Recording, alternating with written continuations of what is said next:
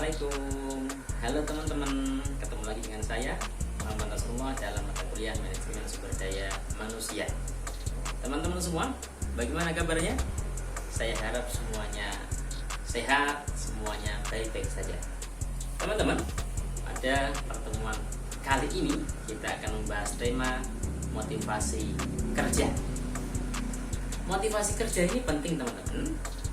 Kenapa? Karena menurut Kolpuit bahwa muara daripada manajemen sumber daya manusia adalah kinerja atau peningkatan kinerja, dan motivasi kerja adalah salah satu prediktor yang mempengaruhi kinerja atau peningkatan kinerja.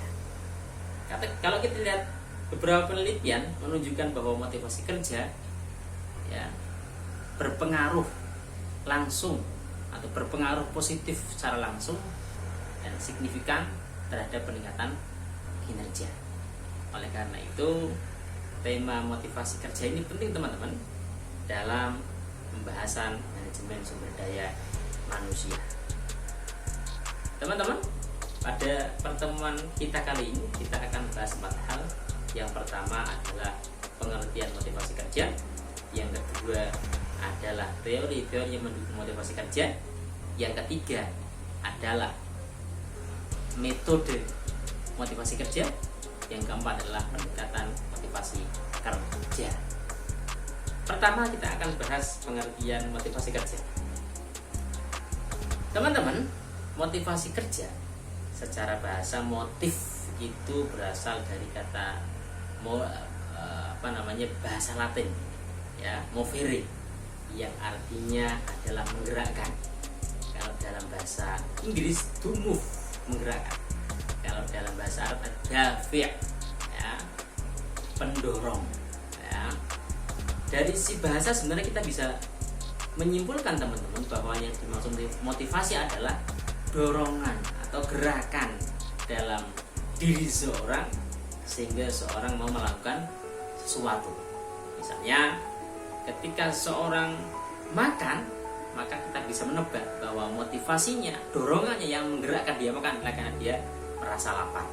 Atau misalnya kita melihat seorang minum, maka kita bisa menduga bahwa sesuatu yang menggerakkan atau mendorong dia minum adalah karena dia merasa haus. Teman-teman, secara istilah kita bisa melihat beberapa definisi dari para ahli, yaitu salah satunya dari Kiniki dan Breitner yang mengatakan bahwa motivasi kerja adalah proses psikologis dalam diri seseorang yang menggerakkan seseorang, yang membangkitkan diri seseorang untuk mencapai suatu tujuan.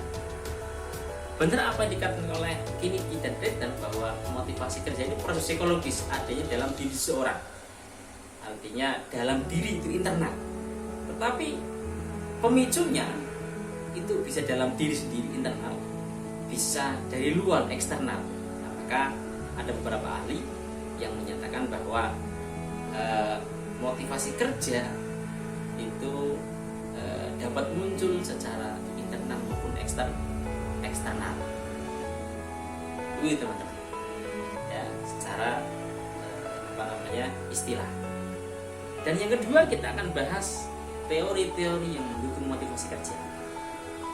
Yang pertama adalah teori dari Abraham Maslow yang dikenal dengan teori hierarki kebutuhan. Jadi menurut Maslow bahwa kebutuhan seorang itu bertingkat-tingkat secara hierarkis. Bagaimana gambar berikut ini? Secara hierarkis ada 5 tingkat. Yang pertama adalah tingkatan kebutuhan psikologis atau kebutuhan fisik, kebutuhan fisiologis, kebutuhan dasar, kebutuhan makanan, kebutuhan minuman, kebutuhan pakaian, kebutuhan tempat tinggal. Itu yang pertama. Yang kedua adalah kebutuhan akan rasa aman daripada ancaman, daripada sesuatu yang menakutkan. Itu 2 hal ini kebutuhan dasar. Makanya kalau kita lihat Quran surat Al-Quraisy ayat 4, Allah mengingatkan kepada orang-orang Quraisy, orang Mekah, bahwa Allah memberikan kenikmatan kepada mereka berupa apa? Berupa kekenyangan, ya, berupa kenyang maksudnya, daripada sebelumnya mereka lapar, dan berupa apa? Berupa rasa aman. Alladzi at'amahum min ju', ialah Allah dan yang memberikan mereka makan sehingga kenyang, ya. Alladzi at'amahum min ju' wa amanahum min khauf, dan memberikan mereka rasa aman daripada ketakutan. Kita lihat orang-orang Mekah ini orang beruntung teman-teman, karena mereka diberikan Allah keluasan rezeki sehingga mereka bisa makan dengan kenyang, dan diberikan rasa aman sehingga mereka aman dari rasa takut. Artinya apa teman-teman? Mereka itu orang hidup di daerah yang gersang, tetapi Allah jamin rezekinya. Ya, mereka berdagang ke Syam, mereka berdagang ke Yaman dan berhasil. Dan mereka dapat rezeki dari perdagangan itu. Ya, kenapa? Karena mereka dianggap orang-orang yang mengamankan atau yang menjaga Ka'bah. Ini mereka dihormati. Kemudian mereka juga tidak diperangi. Ya, karena orang-orang dari manapun ketika mereka berhaji ke Mekah, ya, mereka dilayani oleh orang-orang Quraisy Mekah ini. Jadi mereka disegani, sehingga mereka jarang berperang. Lagipun demikian mereka ada bulan-bulan haram, mereka tidak berperang di bulan itu. Kemudian di sana juga ada Ka'bah. Barang siapa berlindung di Ka'bah, maka mereka aman dari peperangan. Itu Allah tunjukkan kepada mereka. Ya, itu kebutuhan dasar, yaitu apa? Kebutuhan akan makan, minum, pakaian, tempat tinggal, dan kebutuhan akan rasa aman. Dan yang ketiga adalah kebutuhan sosial. Jadi di tingkat ketiga adalah kebutuhan sosial, kebutuhan rasa sayang, kebutuhan dukungan, ya, kebutuhan tempat curhat, kebutuhan teman baik. Ini adalah kebutuhan sosial. Yang keempat adalah kebutuhan akan pengakuan. Jadi seorang itu butuh status, ya, pengakuan dari orang-orang sekitarnya atas kinerjanya, atas prestasinya. Nah, ini pengakuan, status. Yang terakhir adalah aktualisasi diri, yang kelima, yaitu pengembangan diri, ya, atau melakukan sesuatu berdasarkan ideologinya. Ini adalah kebutuhan aktualisasi diri. Ini menurut teori Abraham Maslow yang dikenal dengan teori hierarki kebutuhan. Yang kedua adalah teori XY dari McGregor. Menurut McGregor bahwa manajer mempersepsikan SDM atau karyawan itu dengan dua kelompok. Yang pertama dikelompokkan dengan X atau teori X, yang kedua dikelompokkan dengan Y atau teori Y. Menurut teori X bahwa orang itu cenderung malas, cenderung tidak mau bekerja, sehingga untuk bekerja mereka harus diawasi, mereka harus ditekan, mereka harus dipaksa. Ya, ini menurut teori X. Sementara teori Y menyatakan sebaliknya, bahwa orang itu sebenarnya suka bekerja, sebagaimana anak-anak suka bermain. Oleh karena itu mereka tidak perlu ditekan, mereka tidak perlu diawasi secara ketat. Kenapa? Karena secara fitrah mereka suka bekerja, tinggal diarahkan, ya, tinggal didukung, itu saja. Ini teori Y, teman-teman. Dan kalau kita lihat di Quran surat Asy-Syams ayat 8-10, Allah juga menyatakan bahwa fa'alhamaha fujuraha wa taqwaha qad aflaha man zakkaha wa qad khaba man dassaha. Bahwa Allah mengilhamkan dalam diri seorang satu takwanya dan kedua fujurnya. Satu positifnya atau kebaikannya, yang kedua adalah negatifnya atau sisi buruknya. Fa'alhamaha fujuraha wa taqwaha qad aflaha man zakkaha wa qad khaba man dassaha.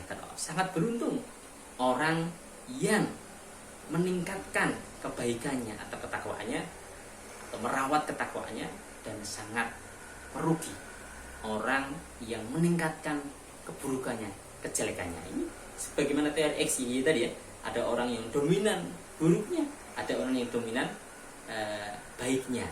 Teori Y ini baiknya, teori X ini jeleknya. Begitu teman-teman. Ini menurut teori dua faktor daripada McGregor. Dan yang ketiga adalah teori hygiene, ya, menurut Frederick Herzberg.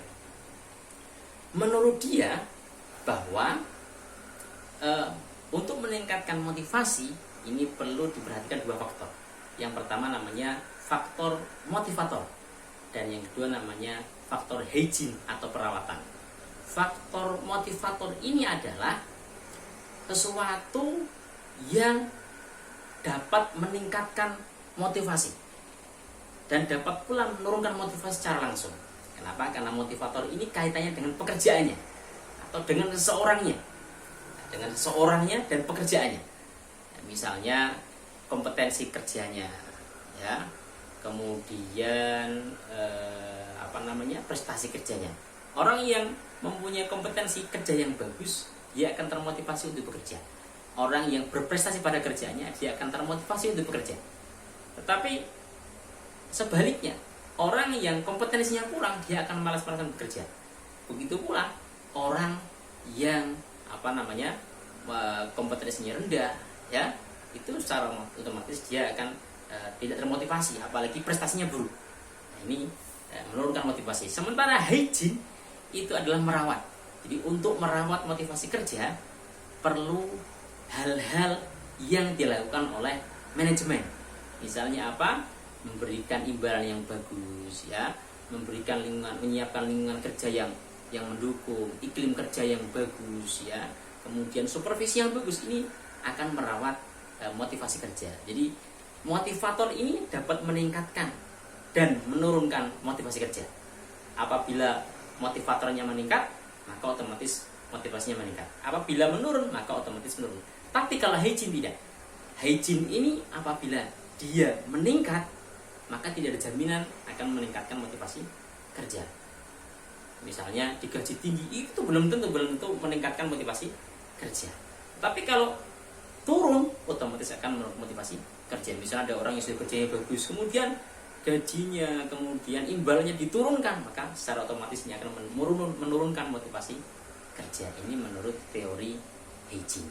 Itu teman-teman 3 teori yang mendukung motivasi kerja. Kemudian yang ketiga kita akan bahas metode motivasi kerja. Menurut Sauri bahwa untuk memotivasi kerja karyawan itu ada 2 hal. Yang pertama dengan direct motivasi, yang kedua dengan indirect motivasi. Direct motivasi itu apa teman-teman?